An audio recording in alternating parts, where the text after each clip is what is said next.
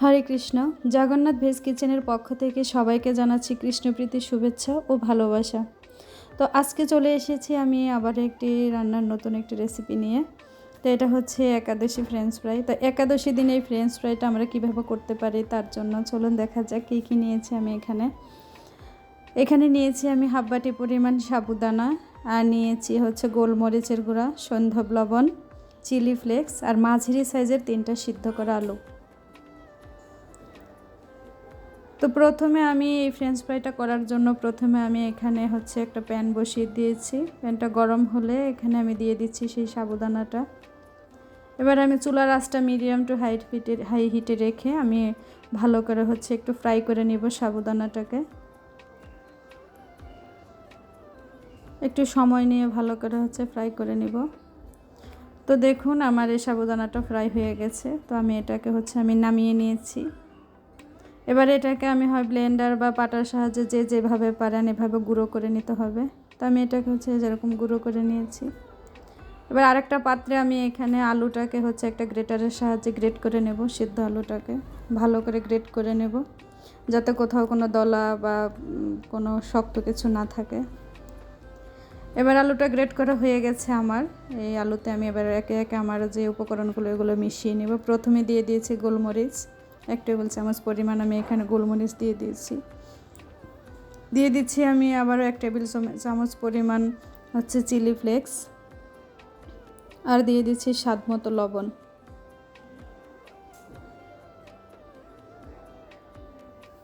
এবারে এখানে আমি একটু সুন্দর একটা ফ্লেভারের জন্য এখানে আমি দিয়েছি 1 টেবিল চামচ পরিমাণ ঘি দিয়ে এবার এটাকে আমি ভালো করে মাখিয়ে নিচ্ছি, যাতে মশলাগুলো ভালো করে আলুটার সাথে মিশে যায়। মাখানো হয়ে গেলে এবারে এখানে আমি দিয়ে দিব আগে থেকে যে গুঁড়ো করে রাখা আমার যে সাবুদানাটা ছিল, সেটা আমি পরিমাণ মতো এই আলুটার সাথে যতটুকু যায় সেভাবে আমি ভালো করে মিশিয়ে একটা ডোয়ের মতো তৈরি করে নেব। তো মেশানো হয়ে গেলে দেখুন আমার ডোটা তৈরি হয়ে গেছে। এবার এই ডোটাকে আমি একটা এরকম পাতলা কাগজের মধ্যে নিয়ে নিয়েছি, এরকম করে মুড়ে নিয়ে এবার এটাকে আমি হাত দিয়ে একটু চেপে চেপে চেপে চেপে এটাকে একটু রুটির মতো করে বানাবো। আপনারা চাইলে রুটি বানানোর যে বেলনি, সেই বেলনির সাহায্যে একটু আস্তে করে প্রেস করে বেলনের মতো করে প্রেস করলে এটা একটু রুটির মতো চলে আসবে। কারণ রুটিটা আমি এত বেশি পাতলাও করব না, আবার এত বেশি ভারীও হবে না। তো দেখুন এটাকে আমি হাত দিয়ে চেপে চেপে রুটির মতো করে নিয়েছি। এই তো আমার এটা হয়ে গেছে। এবার আমি কাগজটা তুলে নিচ্ছি। তুলে এবার একটা ছুরি নিয়েছি, ছুরির সাহায্যে আমি প্রথমে একটু ধারগুলো একটু কেটে নিচ্ছি, নিয়ে এবার মাঝখান থেকে আবার একটু কেটে নেব। এবার আমি লম্বালম্বি করে আমি একটু অনেকটা ফ্রেঞ্চ ফ্রাই যেরকম হয় সেভাবে একটু শেপ দিচ্ছি। আপনারা চাইলে এভাবে করে যেরকম ইচ্ছে সেরকম শেপ আপনারা নিজেদের ইচ্ছা মতো দিতে পারেন।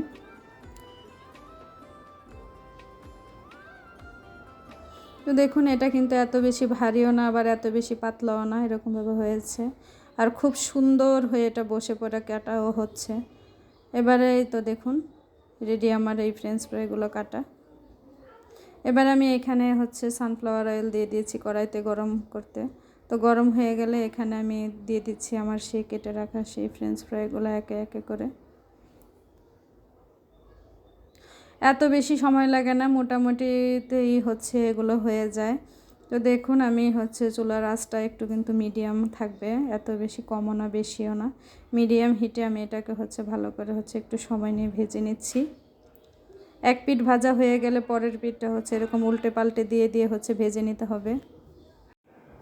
তো একটু বাদামি টাইপের মতো করে আমি এটাকে ভেজে নিচ্ছি। তো এই তো ভাজা শেষ।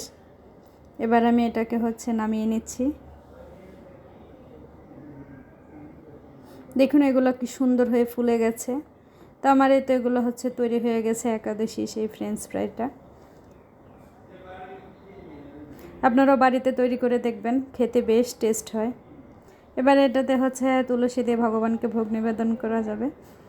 তো দেখুন আমি একটা ভেঙে দেখাচ্ছি, ভিতরটা কেমন নরম আর উপরটা মুচমুচে। তো ভিডিওটি ভালো লাগলে অবশ্যই আমাকে লাইক কমেন্ট করে এবং একটা ফলো দিয়ে অবশ্যই পাশে থাকবেন। সবাইকে অনেক অনেক ধন্যবাদ। হরে কৃষ্ণ।